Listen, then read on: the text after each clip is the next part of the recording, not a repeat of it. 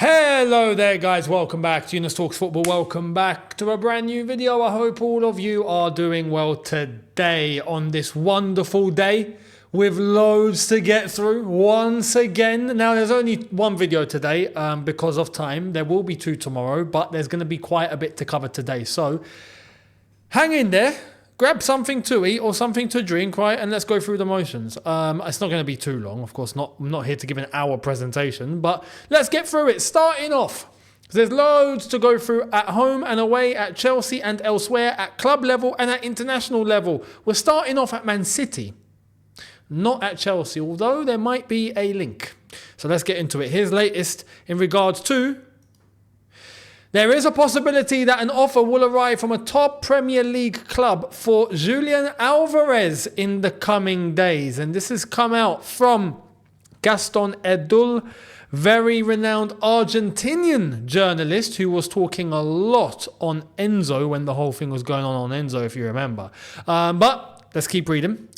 PSG are very interested in signing Julian Alvarez and have asked for information on him. The Argentine is unhappy at his playing time at Man City, who would prefer to keep him. So, interesting striker that has now come right into the mix. And this is what Fabrizio has said. PSG are interested, cool. Gaston has said that a Premier League club is going to be making a move. Who? I gotta be honest, I wouldn't be shocked if it's Arsenal. I also wouldn't be shocked if it's Liverpool.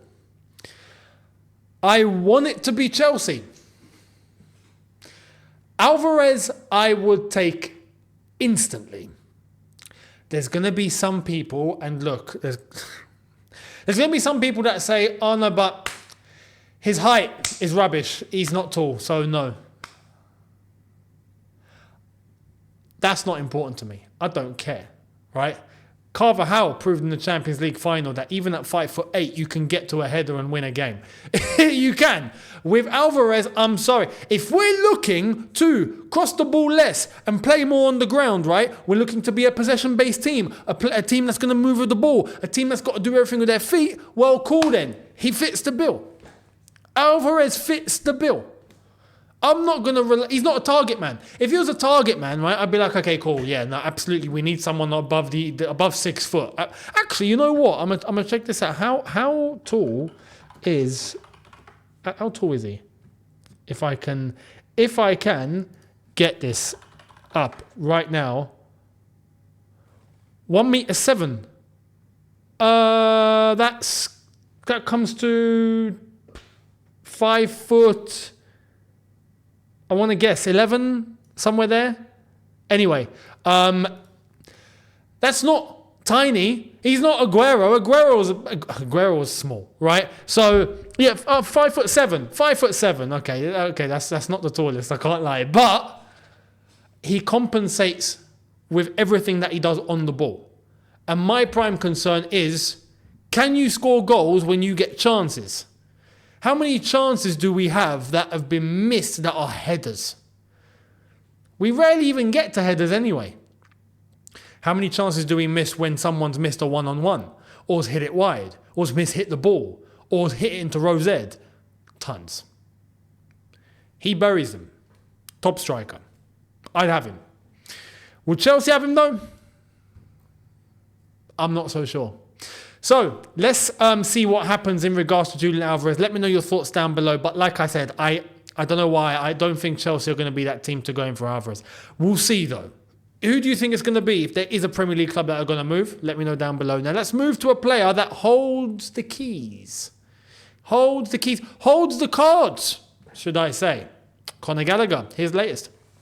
Conor Gallagher will not be pressured to leave Chelsea. Sources around the potential deal with Villa say he is prepared to bide his time, raising the prospect of him leaving on a free transfer next summer. Also goes on to say, this is Jacob Steinberg, Conor Gallagher ready to sit tight at Chelsea despite Spurs and Villa interest, raising prospect of him leaving on a free. Midfielder will only move if it's right for his career. Fraser Fletcher's also said something very similar as I reported on Conor Gallagher in my report earlier today. there is interest in the move from the England international. However, his ultimate desire is to stay at Chelsea. So, he holds the keys. Holds the keys, guys. Holds the keys. This is someone that does not have to move if he doesn't want to. Now, like I said, though, there is a issue here. If he's going to sit on the bench and do nothing because he's not being selected, well, ultimately that will maybe bring less interest. He might be deemed as less match fit. He's not deemed as active. This past season, he was captain, playing every game, never got injured. He only missed one game the entire season. I mean, he's reliable. He's durable. He could not be at a higher moment right now. So it does all depend on whether Enzo Maresca is going to use him or not. And this is exactly what Jacob Steinberg mentioned. There is a sense within Chelsea that Gallagher may not suit the possession football favoured by Enzo Maresca. And I have to be honest here. If we're playing possession-based football, I agree. It doesn't take a Einstein or, a PhD to know that if you're going to be playing with the ball at a high tempo and high speed and technicality, Conor's going to struggle there because he's not super technical. If you're going to be playing, very heavy pressing football or, very end-to-end direct, non-stop, crazy paced football where it's from one end to the other in the space of 0.5 seconds, Conor Gallagher's your man because he's super physical. He will close down spaces. He'll win the ball. He'll create actions to get them going. And he doesn't mind the odd dig from distance here and there. He doesn't mind the odd assist here and there. And that would suit more. So it depends on what Enzo's going to do. Enzo Maresca does hold the keys to whether he's going to fit at Chelsea or not. But ultimately, the contract situation, his situation at Chelsea, Conor Gallagher holds the keys. Chalobah doesn't hold the keys. It's a different story. With Conor Gallagher knowing he could leave on a free this time next year, that makes the club very edgy. Because they can either get 50 million for him now or get nothing this time next year. So there has to be some compromise. This is where Conor Gallagher holds the keys in terms of what he can do. We'll wait and see what's going to happen. Personally, here's how I think it's going to go down. I think Enzo Maresca will show up, have a conversation with Conor. Conor will realise I'm not really in the plan. My chances of playing are going to be low. I don't want to sit on the bench. I want to stay at Chelsea, but clearly I'm not going to play. All right, I'll look at a move elsewhere. Aston Villa, Spurs, or whoever. God forbid we sell to Spurs, by the way. Giving Conor Gallagher to Spurs would be international war crime. But anyway, that I expect clubs to come in and then a bid made and then we'll get it done and dusted. That's what I expect to happen. I don't see how he fits with Enzo Maresca, personally. But Conor Gallagher could just go, I'm not going anywhere, guys. I don't care. I'm playing or I'm not playing. I am not going. And Chelsea won't make any money from him. That's a very, very, very possible situation. We'll see. Let me know your thoughts down below. Now, let's move to someone that we're all hoping is going to leave. He decided to speak some more. Who? You know who. You know who. This guy. Romelu Lukaku tells HLN, who is, I think, some Belgian outlet, he's open to Saudi. Saudi Arabia wouldn't stop me. The level will only increase and to a much higher one than many people think. More and more footballers will tend to play there. The infrastructure still needs to be improved, but all major European top clubs know that Saudi Arabia is coming. You already see that in boxing, golf, Formula 1. I'm going to decide my future. I'm in control of my situation. I'm going to make a choice, and once I explain it, everyone will agree with me. Every time I decided to stay or leave somewhere, it turned out to be the right choice. Al Hilal had a 45 million euro offer for Lukaku accepted 12 months ago, but he wanted to stay in Italy. Saudi still an option this summer. Wow. The fact that he can say that with a straight face is incredible. Wow. Wow, wow, wow. Lukaku, you are incredible. You are amazing. You are amazing. I can't believe he said that. Wow. Everyone will agree with me. Every time I decided to stay or leave somewhere, it turned out to be the right choice. I can't stress how many wrong choices are in that. The only reason why they've been the right choice is because you countered what was wrong before. You chose to come to Chelsea, was meant to be a right decision. You bottled it, so you left. Right decision. You chose to go to Inter Milan. Seemed like the right decision. You bottled it. Wrong decision. Right to leave. It's crazy. This guy. This is why I call him this guy. This guy. Because that's all you can say about this guy. This guy. What a guy, man. Flipping hell. But listen, the fact that he's propping up Saudi Arabia is a fantastic piece of news. So let me just... Habibi. Salam alaikum, Habibi. Hey, I've got very good news for you, Habibi. Lukaku, you heard what he said? He wants you, Habibi. Listen, 60 million. Put it on table. You take him tomorrow. No problem. See you tomorrow. Talk to you tomorrow, Habibi. Salam. We can just do that. Easy money. We don't need to tell them we want 38 million, by the way. Saudi, just double it. They'll pay. They'll pay. He's right. I got to be honest, though. He's right in what he says about Saudi.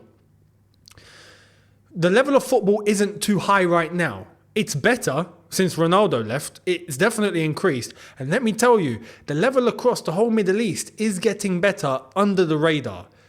Saudi, the Emirates, Qatar, those three mainly. And the rest maybe might follow suit at some point. But those three mainly, the levels are increasing whilst we're not paying attention. They are. But there's still a way to go. Saudi as a whole, though, are looking to try and become the new global hub of all sport and entertainment. Hence, he's right saying Formula 1 has moved there. Boxing, all the big events are there. What other sport did he mention? Golf? I've not really paid attention to that one, I'll be honest. But the WWE, how many times are they going to Saudi? They just left from Saudi. There's so much that's over there now because the money is there. And when the money's there, everyone's going to try and get a piece of the pie. And Saudi, like I said yesterday, it's not about the money. Yeah, they care about making a bit of money. It's about the prestige. It's about being number one. It's about saying, us. Everyone is coming to us. We are the ones with the eyes. We are number one. No one can compete with us. That's their aim across the whole Gulf. Saudi, Emirates, Qatar, and the others, the whole GCC have that mindset. So he's right in saying that. But I hope he goes. Fingers crossed we can get that done. Now, another player that there was rumours over the last 24 hours that this player could be going to Turkey. Fenerbahce, Jose Mourinho. Well, that's been shut down. Sterling is not planning a move to Turkey. Not true. There was one journalist that came out and said, Fenerbahce are about to get a deal done. Wasn't true. Was not true in the slightest. Fenerbahce are not interested. And Sterling's not interested. No one's interested. And he's bound to stay at Chelsea at the moment. So we'll wait and see. Now, talking about staying at Chelsea and who can leave and the business, Sky Sports came out with this. Breaking, 6 Premier League clubs face having to sell players before the end of June to comply with profit and sustainability rules, FFP. Chelsea, Aston Villa, Newcastle, Everton, Nottingham Forest and Leicester City are the clubs under pressure. Leicester City having obviously just been promoted. Chelsea are on there. Now, we already know that David Ornstein previously, weeks ago, said that Chelsea will be all right for this season. It's next season that they're focusing on and making sure that they do stick within the PSR rules that they will have to sell for. What's true and what's not true? We don't know. But I'll tell you one thing. Whether all these briefs coming out are being put out by the club, we will find out at the end of June. End of story. We are going to know. We're going to find out. If we've breached or we haven't breached, we're going to know. It's a matter of time. Let it play out and we will find out. Whether they want to brief or not brief, we will find out. So let's wait and see. Let me know your thoughts down below on that and Lukaku as we begin to wrap up. Let's get into the last few. Here's the latest on, Chelsea.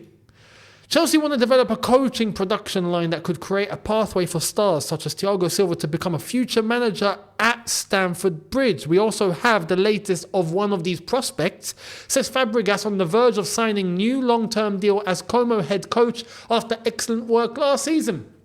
Being included in Chelsea staff was never an option this summer. Full focus on the Como project after getting promoted to Serie A. So, congrats to Fabregas. Good decision. Keep doing what you're doing and hopefully he can smash it in Serie A. I think he's taken the right path. Talking about this pathway though, I got to say I'm intrigued. What would this mean? Because I do think that there is a lack of looking within at football clubs, at some of the managerial talent that you might possess. Some clubs have done it, very few. Maybe Real Madrid are an example. They promoted Zidane, basically. He climbed up the ranks. He went from like the academy manager and then like the Castilla manager, and then he took like the reserve team, and then he became assistant to Carlo, and then he became the manager and won 3 Champions Leagues in a row.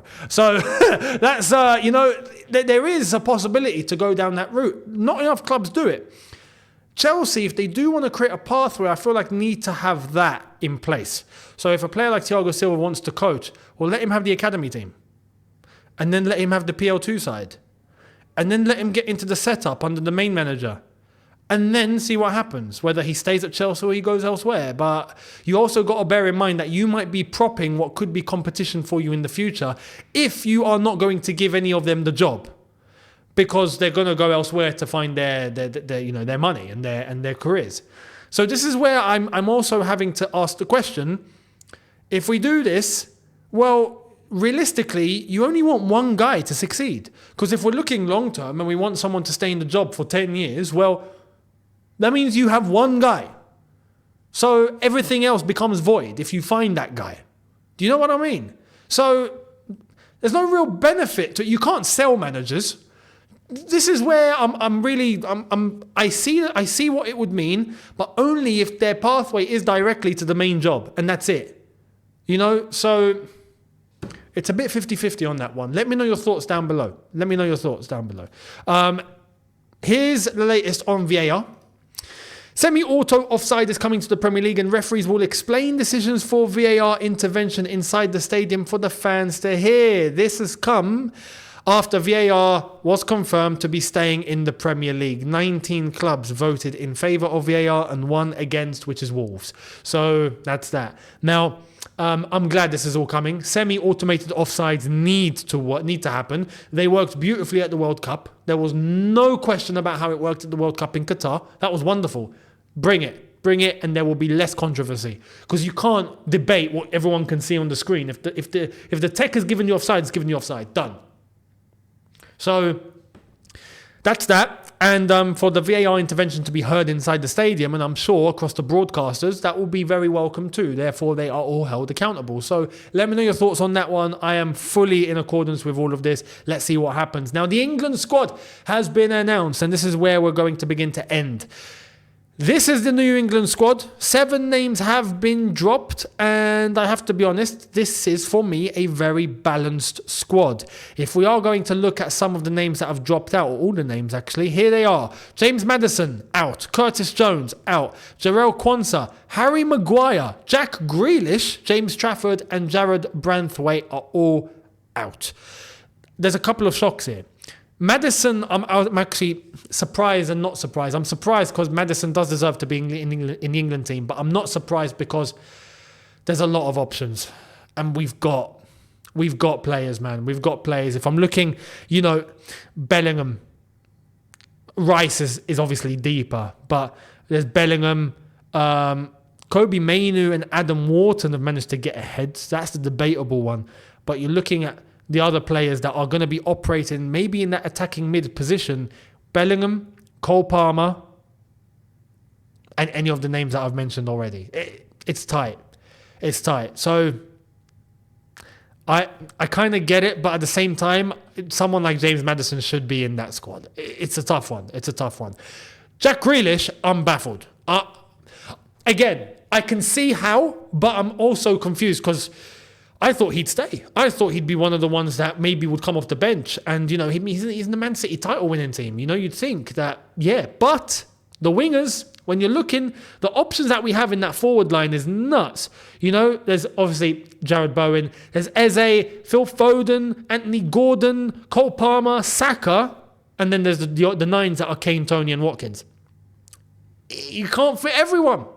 And maybe Jack Grealish has been a bit on the bevies, so who knows. Harry Maguire, I'm actually happy. He's injured though, right? He's injured, so that's why he didn't get the call up. But for the first time, Gareth Southgate has dropped all of his close buddies. There's no Henderson, gone. There's no Mount, wasn't even in the conversation because he didn't play for the season.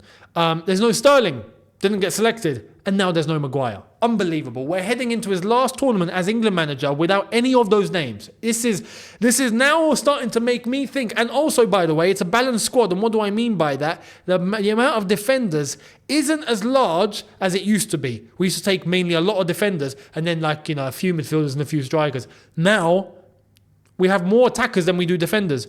Finally. Has Southgate woken up in stoppage time? That's what I want to ask. Is he about to do what Poch done basically at the very end where results started to actually look all right? Are we about to actually go on a run? Has Southgate figured out he's got one thing left to figure out? And you know what that is? If he lets the attack to unleash themselves, if he unleashes the attack and we don't play so conservative, then I think he might have learned his lesson. And this is where he might actually get England over the line because I'm sorry, this is a squad that's worthy of winning the Euros. Worthy. That attack beats any defence that we're going to come up against, if we're serious and if they're allowed to. So Southgate, my friend, you've got one decision to make now. Allow the team to play in a more attacking manner, give them a bit of freedom, and I'm telling you, man, goals will flow. This England team is stacked. It's stacked. Let's wait and see. Last story, but not least, Brighton. Brighton have held talks with Graham Potter about a potential return to the club, reports Ed Aarons. Other options are Nottingham Forest Steve Cooper and Malmo's Henrik Rydstrom. Now, interesting one, but there's also a name here which has come out of nowhere from Matt Law. Brighton have placed 31-year-old St. Pauli manager Fabian Herzler on their shortlist. 31 years old. He's my age. This is nuts. And he's actually a fully fledged Bundesliga manager. So fair play to him to make it that young. And why did he make it that young? Because he ended his playing career and he played in Germany in the second division, as well as I'm not sure if he played Bundesliga, but he played at 1860 Munich. He came to the end of his playing career at 23 years old and then turned to coaching immediately. So for the last 8 years, he's been coaching. So he's actually done a bit of mileage. Interesting. See, this is the sort of thing that Brighton should be allowed to do, right? That is actually, for Brighton, that's fine. And I'd be curious to see how that would work. I can't lie. So let me know your thoughts if you know anything about this geezer, or they're just going to go back in for Graham Potter and go back to 5 years ago. So we'll see. Let me know your thoughts below. Much appreciated. I will catch all of you tomorrow for a double upload. And you're understanding why there's double uploads, because if not, I'm having to cram all this information into one video, whereas normally I'd split it into two. So make sure you're here, subscribe, hit the notification bell. Don't forget to check out the socials on screen and in the description. I will catch all of you tomorrow for 2. See you then. Have a good one, people. See you tomorrow. Take care and peace.